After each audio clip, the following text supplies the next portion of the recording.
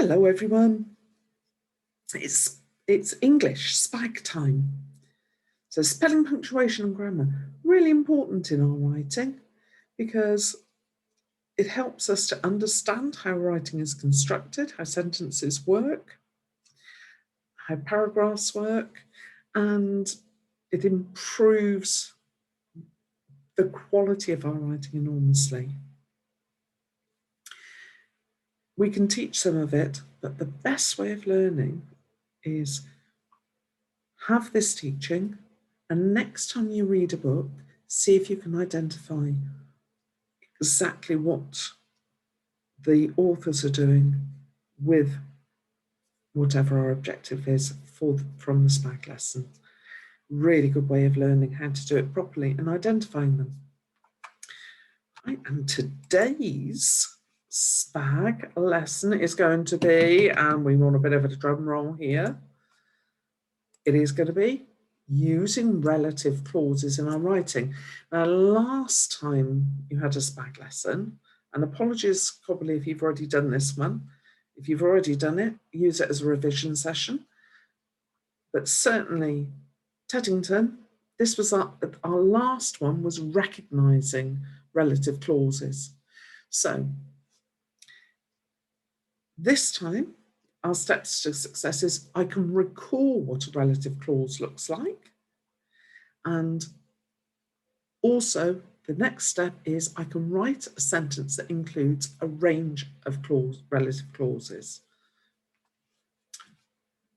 First step then, let's remember, we'll see if we can remember before I tell you what a relative clause is, how to recognise one.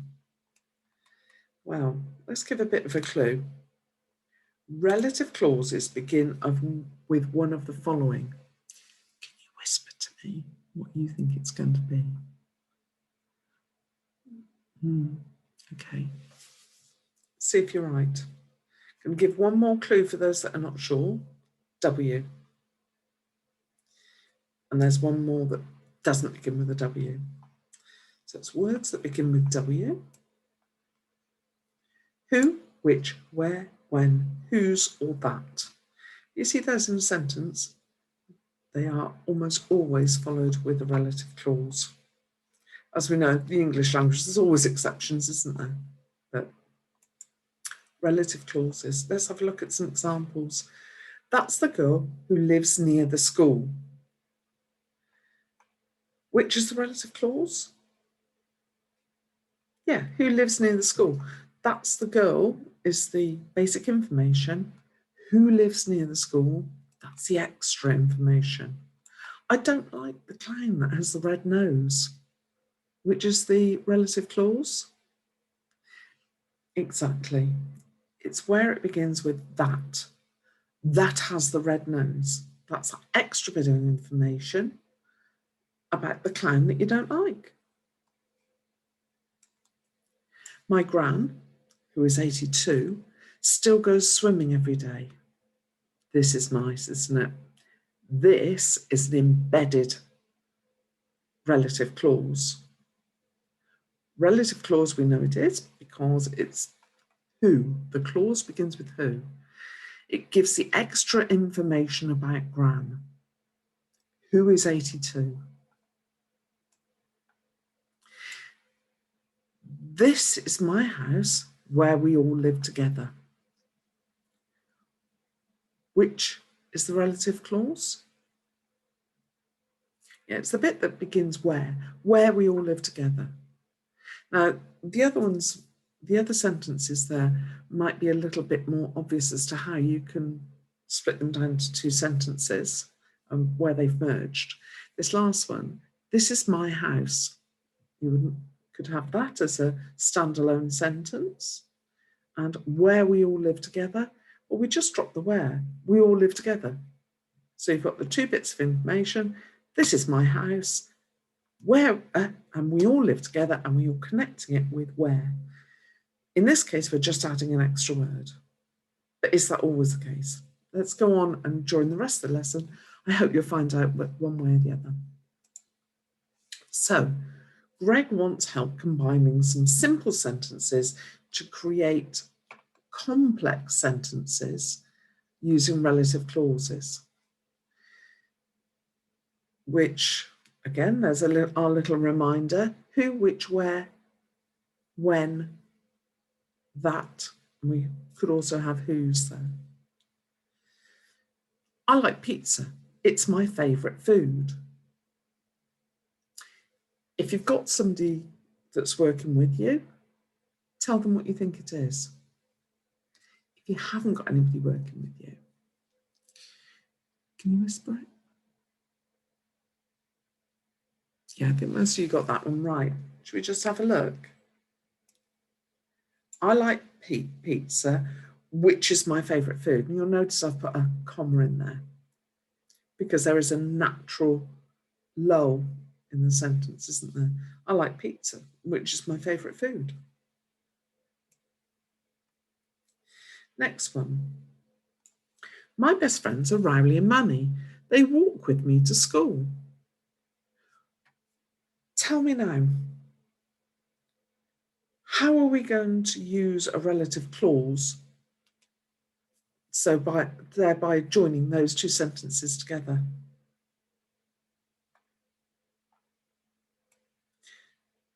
Okay, let's have a look. My best friends are Rowley and Manny, who walk with me to school. Now, in both these sentences, we've actually dropped some words to combine the two sentences. So instead of its, we've got which is. So we've dropped its and instead of inserted which is. On this one, in fact, it is, isn't it? So instead of it, we've replaced it with which. With this one, instead of they, we've replaced it with who. Let's go on to the next slide.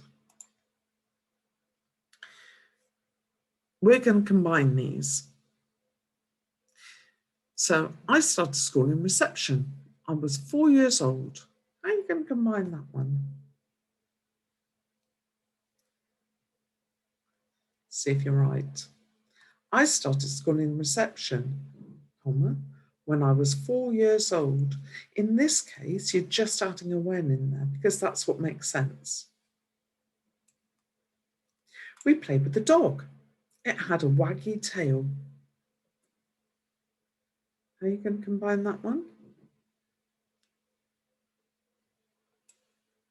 And I would argue, actually, there could be a choice of two here. So we played with the dog, comma, who had a waggy tail. There's our relative clause. You could say that the dog is an object. So which had a waggy tail. I think it's a lot more personal to have who had a waggy tail, because usually dogs are pretty friendly. They're part of the family, aren't they? Okay.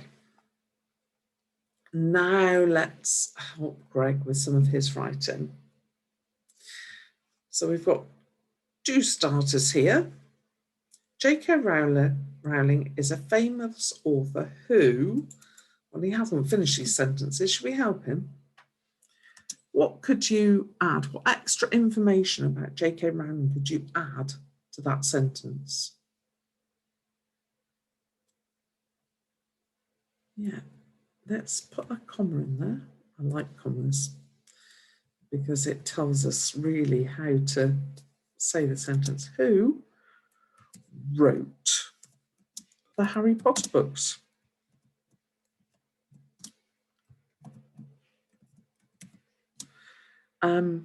If some of you had other information there, I wish I could have heard it.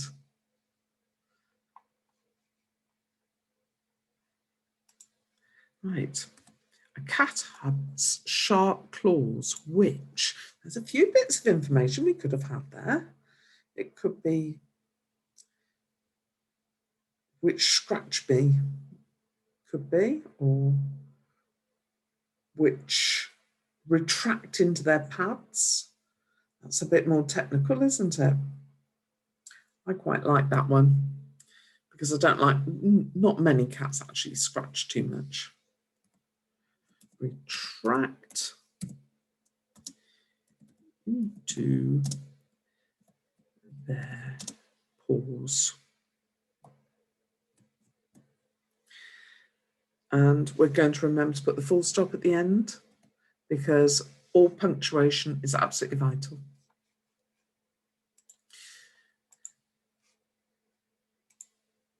Right, now it's your turn. You will find these on the daily planning sheet if you have got a printer to print out. But if not, don't worry. What you can do is in your books, just write the sentences out. You don't need to do the drawing. You don't need to print out these if you don't want to. So it's giving that extra bit of information. So the extra information is here at the bottom. Let's read first, okay? Let's read the instructions. I know what certainly Teddington are like. They're not, many of them are not so good at reading the instructions carefully. I wish I had, and this is one of my favourite phrases, isn't it, Teddington? I wish I had £1 for. And in this case, it would be, I wish I had £1 for every time anybody asked me what they had to do without reading the instructions first. Read the instructions twice as well, because if you read the instructions twice, you're more likely to get it right. So these cheeseburgers, relative clauses can also be dropped in or embedded into the middle of sentences after the noun they are giving the extra information about. So for example, Luke likes playing football. Luke, who is very sporty, likes playing football. So we're giving that bit of extra information about Luke. In the example above, the relative clause has been placed in the middle of a sentence after the noun Luke that gives more information about. Think of it as a cheeseburger. The relative clause is the meat that fills in the middle of the bun, and the bun is the main clause. Now I want you to complete the cheeseburgers below by adding an embedded clause to the burger. So Charles Dickens, who was a famous author. So Charles Dickens was a famous author. That is our main clause. Now we've got to stick the meaty bit in, a bit more information. Charles Dickens, some of you might not have heard of him. Some of you might. I would say a very good one would be to put who lived in Victorian times, or who lived a long time ago. Write something like that in there. Or who wrote A Christmas Carol.